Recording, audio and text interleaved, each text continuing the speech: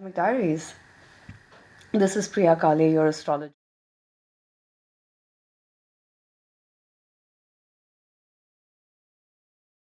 Venus made a conjunction to Saturn last night here in New York at about 8:02 p.m. here in New York.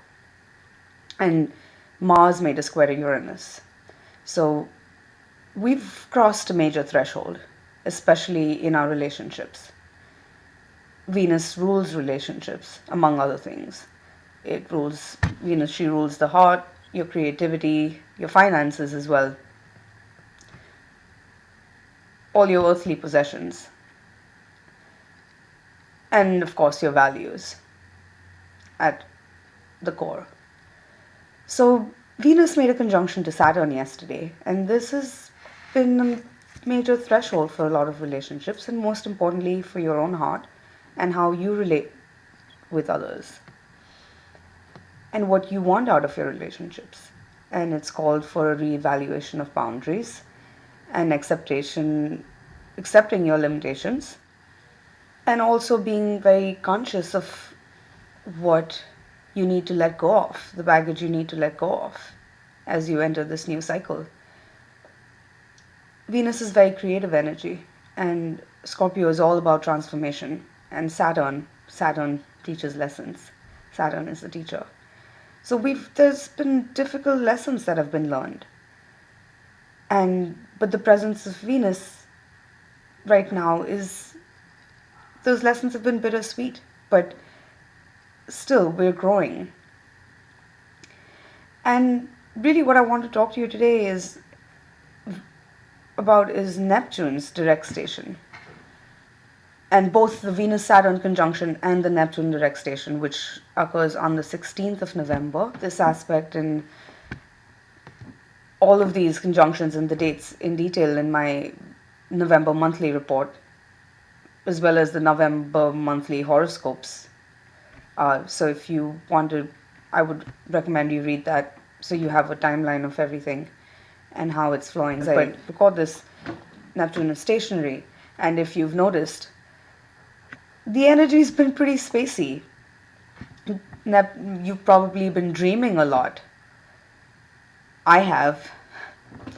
The reason this is significant is because Neptune, actually I made a comment the other day on my Facebook page saying Neptune trumps all, and Neptune does trump all, because Neptune is the ruler of Pisces, Pisces being the 12th sign of the zodiac, Pisces being the sign that represents cosmic consciousness, God, the ethereal, your spirit, your soul, and inherently oneness, all that is, which is what God is.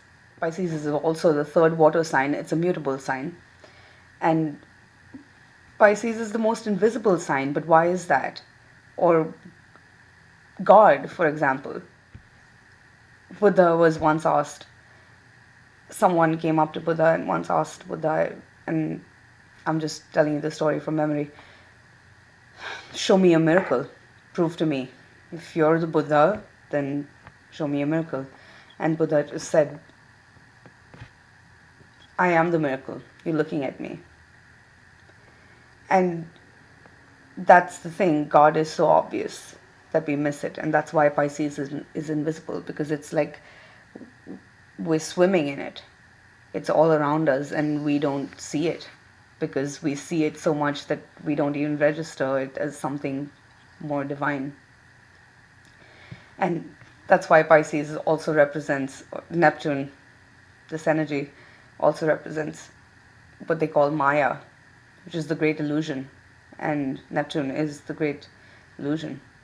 Neptune stationed retrograde on the 9th of June, and has been retrograde for the past 5 months. And any retrograde planet is a call to look inward. It pulls our attention inward. And Neptune at its best is clarity. It's your intuition. It's your sense of knowing as an experience. So if Sagittarius rules God, or what we know of God, religion, spirituality, Neptune represents, and Pisces represents, God as an experience, what God really is, or what divine consciousness really is, which is something that can only be felt. So, with Neptune stationing retrograde, Neptune at best, the energy is like that of a pond. And the more calm and balanced your energy is, it can reflect, you can see a clear reflection of the moon, for example. But the more projections you have and the more mental projections you have, the more that would be like ripples on the pond. So it distorts your ability to see reality clearly. So Neptune going retrograde has been a time for an inner soul search. And this is, especially now Neptune is in Pisces, its home sign. So there's a deep purification process, and it's been a time of seeking inner depth for relationships. Is, as I mentioned, Venus has just made a conjunction to Saturn, and Neptune is stationing direct just days later. Neptune is the higher octave of Venus. So Venus is personal love, love on an earthly plane, love that we act out in our relationships, in our personal relationships. And it doesn't have to be a romantic relationship. It could be the love you share with your parents, with your family, with your friends, your interpersonal interactions. Venus rules Libra and Taurus. So Venus rules that kind of personal love, and your personal relationships. Whereas, and also all your earthly ties, and hence money, what ties you to the material plane. Saturn as well is all about reality. Saturn was initially the seventh planet. Is the seventh planet that we can see with the naked eye. Then Uranus was discovered years later with the help of a telescope, and it broke the boundaries of Saturn, of our known solar system, and what we knew of the universe. And that's why Uranus energy is so revolutionary. It comes after Saturn. But Saturn is all about reality. It's all about limitations. It's all about our more earthly boundaries. And Saturn also rules Capricorn, which is the third earth sign. So it's a mastering on an earthly plane. So here we have Venus and Saturn coming together. And then they're coming together in Scorpio. So how are you mastering your relationships on an earthly plane? How are you letting go of your attachment to desires or an outcome? How are you letting go of the baggage of the past? Or how are you this gateway over this threshold? As you today. Venus is also very creative energy, so you can rewrite a story, you can rewrite patterns now. And the thing with astrology is it's not that you can't do this at any other time, but it's like catching the tide. We just have so much more power to set these patterns in motion that we could do it another time, but you can get so much more traction if you do it right now. Also, so this is Venus and Saturn is very much about your earthly limitations when it comes to your relationships and accepting the reality of situations, even if it's painful, but there is something very bittersweet about it. So it can't be all dark. And when I say dark, I don't mean that as a negative thing. I mean that as, darkness is just the absence of light. So you're talking about something that's not conscious, that's not being consciously looked at, because there's a fear of, you don't even know what monsters the darkness hides. And very often you shine the light and there's nothing. Or you can at least clean up whatever mess there is. So Venus-Saturn we've had to do that. But now Neptune is the higher octave of Venus, where Neptune is love, but it's love in its transcendental form, in the divine form. It's our very being. It's the energy because of which this universe is. It's all that is. And Neptune, it's about polishing that mirror now, hopefully we've been able to polish an inner mirror now. So we don't have to project our fantasies onto relationships and situations. And we're learning to love each other more deeply, recognizing how short life is. And these conditions of relationships, we're being asked to push beyond our boundaries of conditions and expectations of others.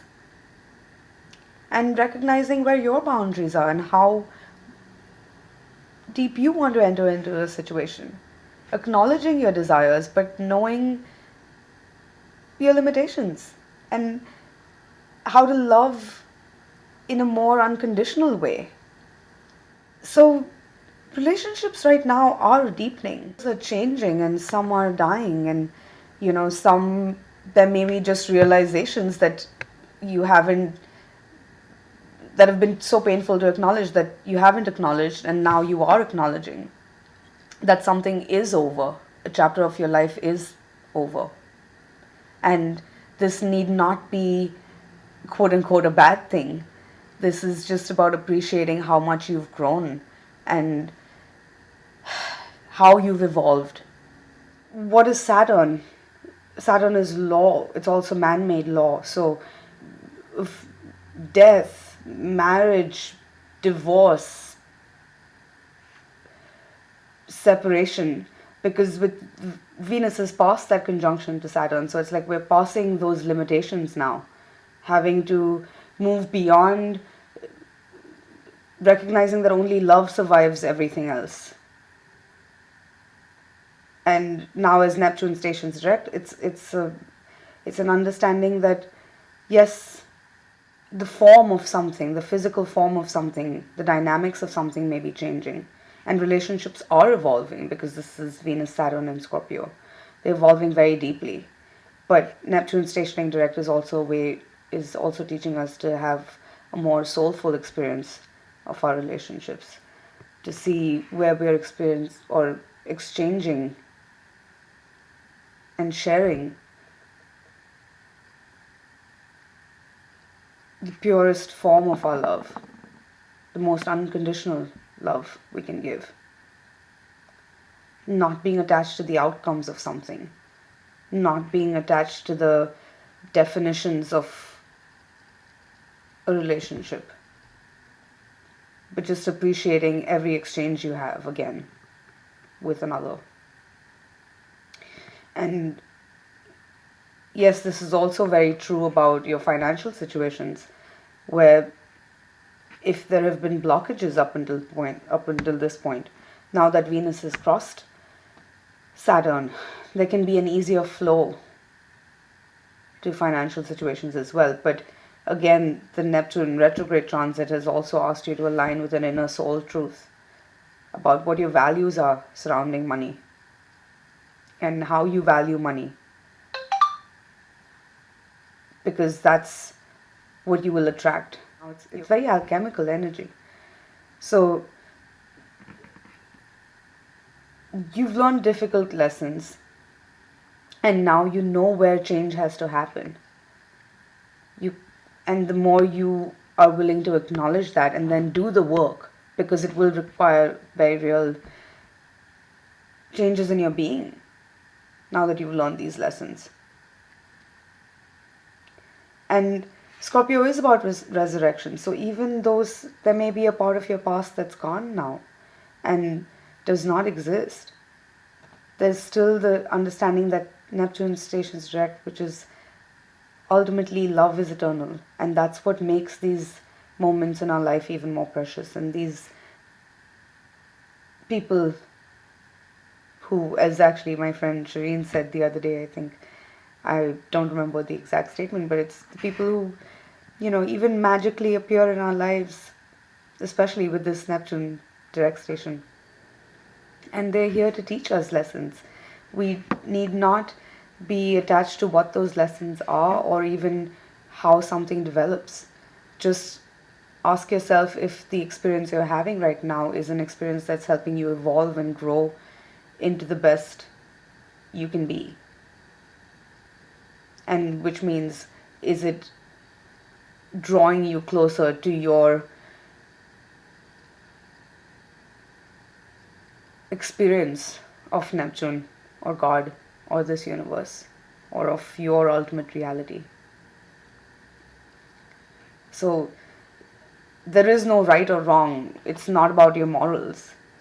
It's about, is something drawing you closer to that experience of, with the divine, or in your relationship with the divine, or is it drawing you further away from it? And only you know the answer to that.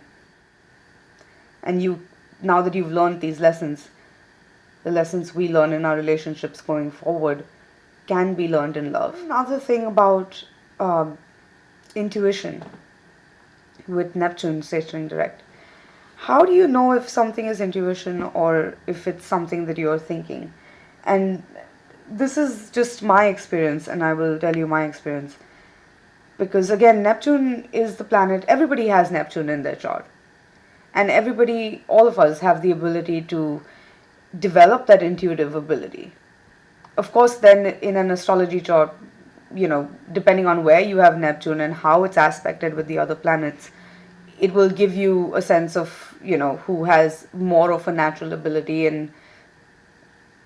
But ultimately, everyone, we can all work towards it. We can all work to tune in to that Neptune. You are receiving deep intuitive messages, perhaps even clairvoyant messages, or, however it comes through for you, this information comes through for you. But how do you know something is intuition, not just your projection or a fantasy or something that you want to see? Because Neptune can also be an illusion, right? So this is at least pay attention to your dreams. Look at what's coming up in your dreams right now. There are important messages coming through. Also, intuition is something that will come to you, where you don't think it. It literally comes out of the blue, where then there's a sudden sense of knowing. You don't have to question it. And it doesn't waver, it doesn't change. It's just there. And you don't have to do anything about it. It reveals itself because you're not attached to it. Whereas a fantasy is, something that we'll question a lot. And it shimmers. And that's also Neptune, that's the Maya. So that's the part where the mind is wondering if you're seeing something, and then you question yourself, and you keep looking for signs and interpret every sign as something that suits your vision or fantasy. This is really creative, fertile energy. And the Venus-Saturn conjunction marks at least an annual cycle. And really, Saturn is always much longer cycles. So whatever dream you're dreaming right now, whatever commitments you're forming right now, recognize that it's about what you're putting into a situation in the moment, rather than being attached to what you're going to get out of something. This is very fertile energy, very alchemical energy for relationships, for your financial situations, for even your creativity. This energy holds infinite potential. It's just a matter of you having a vision and a dream and then committing to something without the attachment of how it'll come about. Recognize that a vision, which is Neptune, yes, there is infinite potential in a situation, but Venus and Saturn are all about manifestation on the earthly plane. So that's the part that requires commitment and dedication. And in this case, it is to change and to alchemy and to the mastery and resurrection. And of course, above all, a surrender to the mystery. Actually, it's a purification process. So it's about consciously letting go of your own attachments and the baggage that you need to leave behind now. So taking responsibility for the reality that has already been created. And then you can dream a new dream, and recognizing what needs to change for something to manifest. And don't underestimate the power of miracles right now, because alchemy, yes, alchemy is, you know, you have to be conscious of what you're putting into something, but then there is a part of it that is magic. And being open to magic means letting magic happen. So just be conscious of what you're investing your energy, time, resources, and how you're channeling this energy. This very watery, lucid energy. And give it, depending on how you channel it and what you nurture, that's what's going to grow. You can't figure out magic, or it wouldn't be magic. So, alright, I'll stop here for now, but thank you as always for watching, and once again, please do read the November monthly report, because I've gotten into the aspects for the rest of the month in detail, including the Sagittarius new moon, which we're coming up on the 23rd of November, and at 0 degrees of Sagittarius. So the sun and moon will ingress Sagittarius, and immediately we have the new moon. And between now and then, we're at the quarter moon now, the moon's in Leo. Between now and then, the moon is waning, so we're in a waning cycle, and Venus will change signs, and I believe Mercury changes signs as well. So there's a lot shifting even in the next week, and definitely after the new moon in Sagittarius, it's a whole new world. And we're leaving the nest and getting ready to fly. So anyway, do check the November monthly report for that. I'll add the links on my blog. And yeah, happy Neptune station direct to you. And I will catch you again soon. Ta-da.